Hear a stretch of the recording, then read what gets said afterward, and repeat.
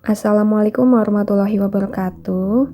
Kami dari kelompok 8 akan membawakan presentasi pada mata kuliah metodologi studi Islam pada bab kajian Islam normatif dan historis.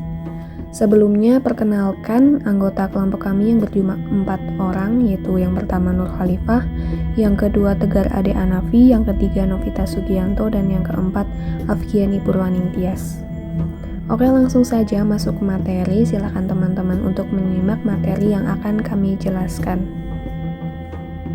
Yang akan kami bahas yaitu mengenai kajian Islam normatif, Islam sebagai agama wahyu dan universalitas agama Islam, dan kajian Islam historis, Islam sebagai produk budaya dan realitas sosial. Yang pertama, tentang definisi Islam normatif dan historis. Islam normatif adalah Islam yang benar, yaitu yang bersumber dari firman Allah Subhanahu wa Ta'ala. Islam dikatakan benar adalah Islam yang bersumber pada Al-Quran dan As-Sunnah atau hadis. Islam normatif adalah Islam berdimensi sakral yang bersifat mutlak dan universal, melebihi ruang dan waktu, yang disebut dengan realitas ketuhanan. Islam normatif memiliki berbagai tradisi kajian, yaitu seperti teologi, tafsir, tasawuf, fikih, dan filsafat. Sedangkan Islam historis adalah Islam bersejarah atau yang terkait karena ruang dan waktu. Karena itu, Islam historis adalah Islam yang sebenarnya terjadi, yang diamalkan manusia atau masyarakat terkait dengan konteks ruang dan waktu, kapan dan di mana suatu ajaran Islam diamalkan oleh suatu umat. Dalam kajian Islam historis ditekankan pada aspek relativitas pemahaman keagamaannya, yaitu seperti antropologi agama, sosiologi agama, dan psikologi agama. Yang selanjutnya yaitu kajian Islam normatif, Islam sebagai agama dan wahyu. Suatu ajaran agama hanya dapat diyakini dan diimplementasikan dengan penuh ketulusan atau tawakal. Jika seseorang telah percaya terhadap Tuhan yang mewahyukan ajaran itu sendiri, ajaran suatu agama akan tampil prima dengan segala kebenaran dan nilai-nilai luhur yang mutlak pada dirinya. Oleh sebab itu, agama mempunyai sifat mengikat pada para pemeluknya, maka ajaran-ajaran moral agama lebih besar dari ajaran-ajaran yang dihasilkan falsafah dan pemikiran manusia. Di kalangan ulama terdapat kesepakatan bahwa sumber ajaran Islam yang utama adalah Al-Quran dan As-Sunnah, sedangkan penalaran atau akal pikiran sebagai alat untuk memahami Al-Quran dan As-Sunnah. Ketentuan ini sejalan dengan agama Islam itu sendiri sebagai wahyu yang berasal dari Allah Subhanahu wa Ta'ala, yang penjabarannya dilakukan oleh Nabi Muhammad SAW. Kajian Islam normatif universalitas agama Islam. Studi Islam atau Islamic Studies yang dilakukan Barat pada permulaan periode modern pada mulanya dilakukan untuk kepentingan politis atau penjajahan. Kajian yang disebut orientalis dilakukan meliputi kajian sosial dan kajian tentang agama Islam, karena penduduk negara jajahan mayoritas beragama Islam. Pasca kemerdekaan negara-negara jajahan, studi Islam oleh pihak Barat tetap berlanjut. Namun kali ini bukan untuk kepentingan politis, tapi demi tuntutan akademis. Untuk tujuan yang terakhir ini, dari kalangan Islam sedikit pun turut pula melakukannya. Sebuah ajaran agama dapat dipastikan kebenarannya karena ia diyakini berasal dari Tuhan yang disebut wahyu. Namun, mungkinkah ajaran agama atau wahyu dari Tuhan tersebut dapat dipahami tanpa ada penalaran dari dan akal sebagai metode untuk mengerti terhadap ajaran tersebut, dan siapakah yang mempunyai otoritas penjabarannya dan dengan cara apa? Qadri Azizi mengatakan, dalam tradisi mempelajari Islam, tujuan utamanya adalah untuk memahami Islam. Di tingkat perguruan tinggi, satu pertanyaan timbul, yaitu belajar Islam tersebut lewat siapa? Apakah lewat guru atau ulama atau penulis itu tepat dalam memahami Islam? Nah, disinilah letak kajian akademik terhadap Islam yang dilakukan oleh sarjana muslim sendiri, yaitu kajian akademik terhadap pemikiran ulama terlebih dahulu dalam memahami Islam.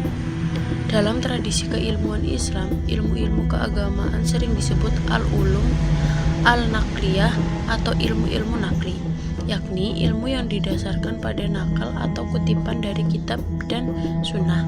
Sedangkan filsafat dan kaitan-kaitannya sering dirujuk sebagai al-ulum, al-akliyah, atau ilmu rasional.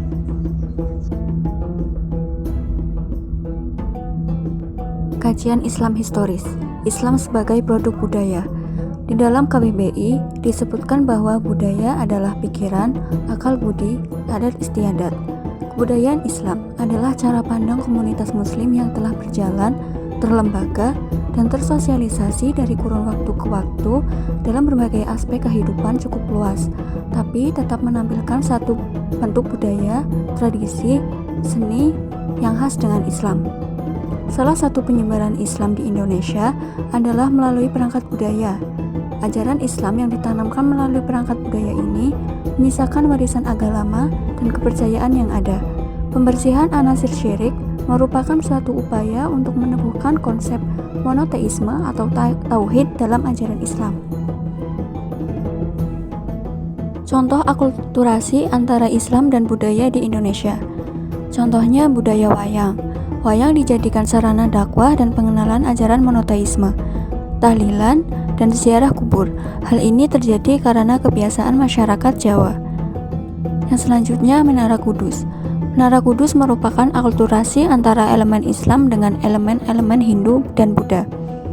Bisa dikatakan bahwa proses pengislaman budaya Nusantara dibarengi dengan proses penusantaraan nilai-nilai Islam, sehingga keduanya melebur yang kemudian dikenal dengan Islam Nusantara.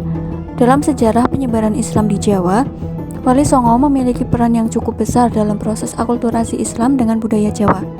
Untuk memperkenalkan unsur-unsur budaya baru hasil akulturasi ini, para wali mengenalkan nilai-nilai baru ini secara persuasif. Para wali membiarkan perangkat budaya sebagai investasi masa depan bagi umat Islam Indonesia dalam menghadapi dinamika keberagaman. Perangkat budaya ini merupakan sumber etik moral dan pijakan kultural bagi kehidupan berbangsa dan bernegara.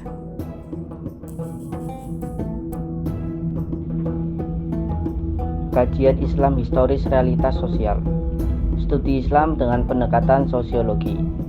Maknanya adalah menstudi atau mengkaji Islam dengan menggunakan disiplin ilmu sosiologi itu.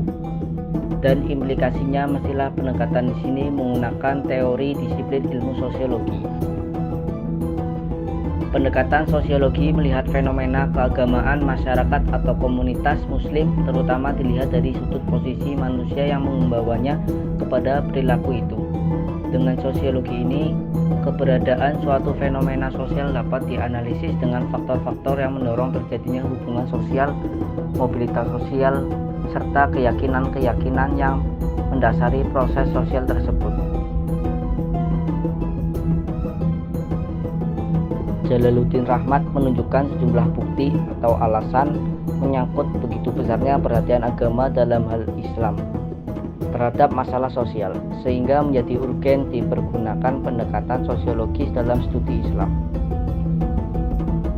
Yang pertama, isi Al-Quran dan As-Sunnah sebagian besar menyangkut ajaran sosial atau muamalah.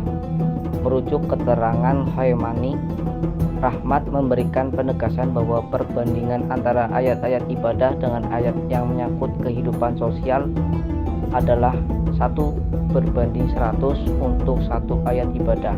Misalnya terdapat 100 ayat muamalah atau masalah sosial, lebih jauh diangkat kasus ayat tentang karakteristik orang-orang mukmin sebagai terdapat dalam surat Al-Mukminun ayat 1-9. Misalnya adalah orang yang sholatnya khusyuk, dimensi ibadah, menghindarkan diri dari perbuatan yang tidak bermanfaat, memelihara amanah dan janjinya serta menjaga kehormatannya dari perilaku maksiat. Masalah atau dimensi sosial dan muamalah. Yang kedua, ketika urusan ibadah bersamaan waktu pelaksananya dengan masalah muamalah atau sosial, maka ajaran Islam memperbolehkan pelaksanaan ibadah dipersingkat atau ditangguhkan pelaksanaannya tentu bukan ditinggalkan, melainkan tetap dikerjakan sebagaimana mestinya. Yang ketiga, ibadah yang mengandung nilai-nilai sosial diberikan pahala dengan bobot yang lebih besar ketimbang ibadah yang dilaksanakan secara perorangan, sehingga berjamaah dinilai lebih tinggi nilainya ketimbang sholat yang dikerjakan sendirian atau munfarid dengan ukuran 1:27 derajat. Yang keempat, dalam ajaran Islam ada ketentuan bahwa ada sejumlah ibadah yang bila dilaksanakan tidak sempurna atau batal karena melanggar pantangan atau larangan tertentu. Maka kifarat atau tebusannya adalah melaksanakan sesuatu yang berhubungan dengan masalah sosial. Seseorang perempuan menyusui misalnya, ketika tidak mampu berpuasa, maka kifaratnya adalah membayar fidyah atau denda pengganti sebagai tebusan, yakni memberi makan kepada orang miskin. Yang kelima, ajaran Islam menetapkan bahwa amal kebaikan dalam bidang sosial kemasyarakatan atau muamalah mendapat pahala lebih besar daripada ibadah sunnah. Jadi itulah materi pada bab kajian Islam normatif dan historis. Semoga teman-teman paham. Cukup sekian presentasi dari kelompok 8, kurang lebihnya mohon maaf. Billahi taufiq wal hidayah. Wassalamualaikum warahmatullahi wabarakatuh.